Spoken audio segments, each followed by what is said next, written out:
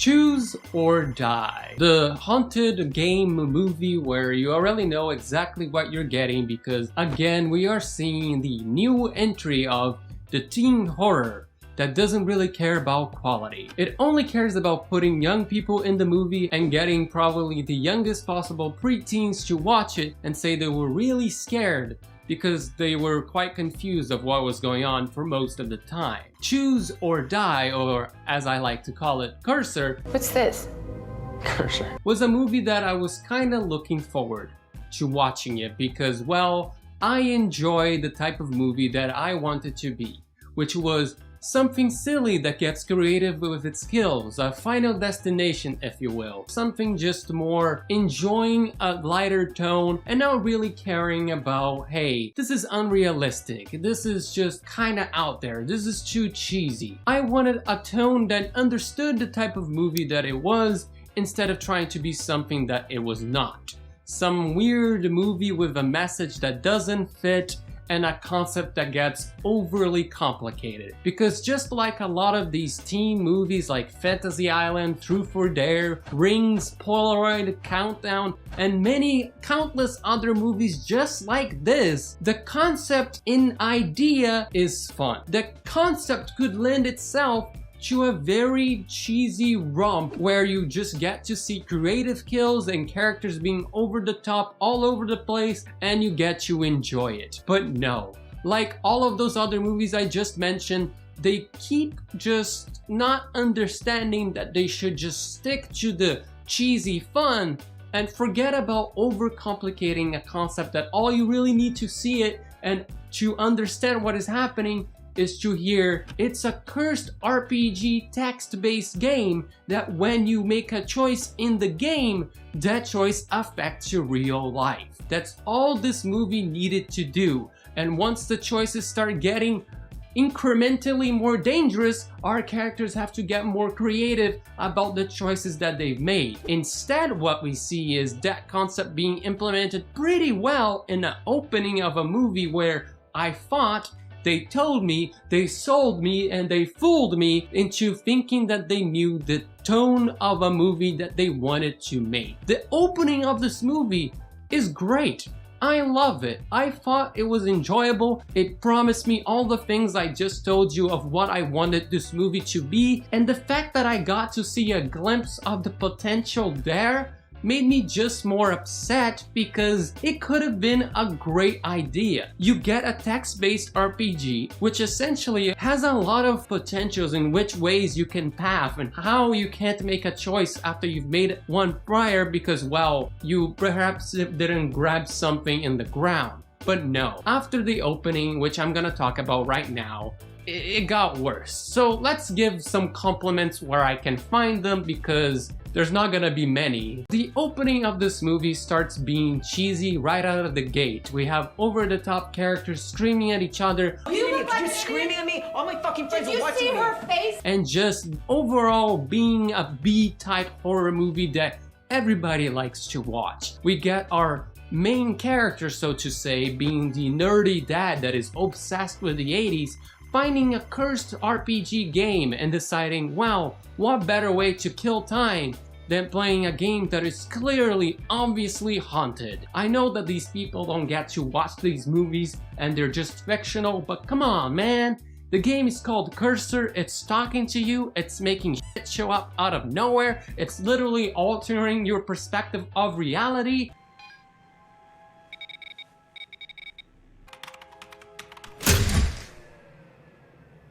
Even if you didn't think it was haunted, it's definitely gonna give your computer some malware. At the very least, you don't want that. But alas, we see the potential of the horror game. We see the potential of the curse where whenever he makes a choice which get elevated in danger, we see him freak out. And we see the most likely trope of all in all of these types of teen horror being that you need to share the curse to survive. It just reminds me of those good times where you get cursed emails on your computer promising you that you would die if you didn't share it with your friends. But just like the good old days, they cannot last, they cannot stay, and so we get out of the opening into the rest of the movie. Almost immediately, I learned that This was not gonna be a movie aware of itself. This was not gonna be a movie that would have fun with itself. Oh no. This was gonna be a movie entirely aimed at about preteens, let's say 11 to 12, who only really care about hearing a popular song that they recognize in a movie and seeing somebody in the main character that they can see themselves as. Though I don't know how many young preteens are gonna really understand the coder's life about dropping out of college and not being able to find a job. That seems kind of a conflicting main character for what you're trying to sell your movie as, but you know, there's a lot of other wrong things with this movie, so it's no surprise there that they even were able to screw up the main character. They certainly did not do that correctly. They made a big boo-boo, and the boo-boo hurt me by watching it and listening to the lines of dialogue and just the way that she delivered them. You gotta get out of there. Mom, you're in the bedroom? She's trying to make me hurt you. She's as much of a character and as much of a presence as this sound effect.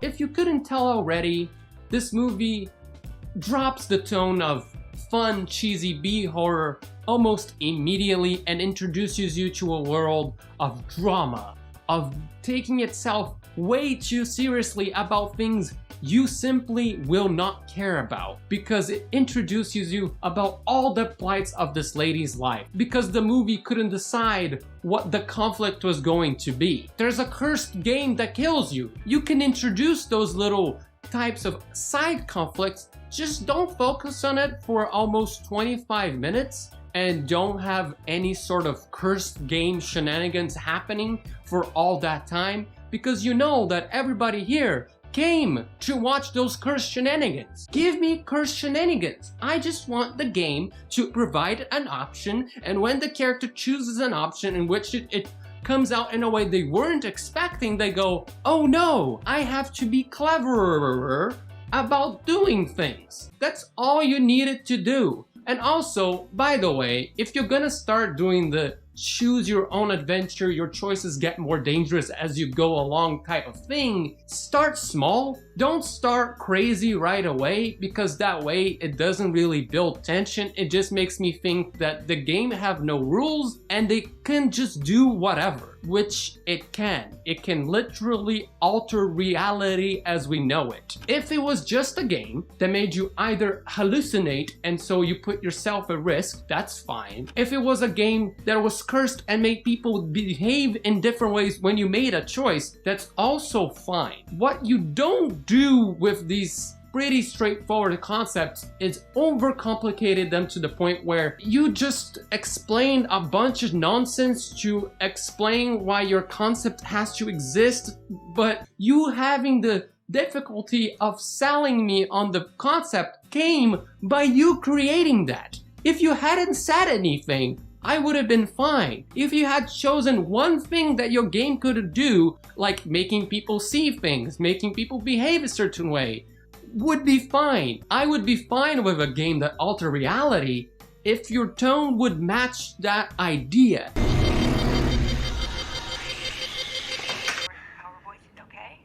Ready? I wanna go swimming. We're gonna go swimming in a minute. This movie is very, very, very boring. But it's also incredibly bad. The fact that you had to introduce all of the exposition in one scene of two characters watching a TV, explaining every single possible thing about how this curse works, which just makes none of it makes any sense, because he chose to select runes from a place that they don't explain where they got them, and then he translated those runes into a 8-bit code to put it in a code. He somehow, so that he could curse people, also heal himself. The person that cursed somebody gets the benefits of the person getting hurt by the curse, and all of this is told to you in one scene, almost uninterrupted, about one person looking at the screen just like this. Did you find that overly long, kinda stilted, and conflicting with the pace of this video?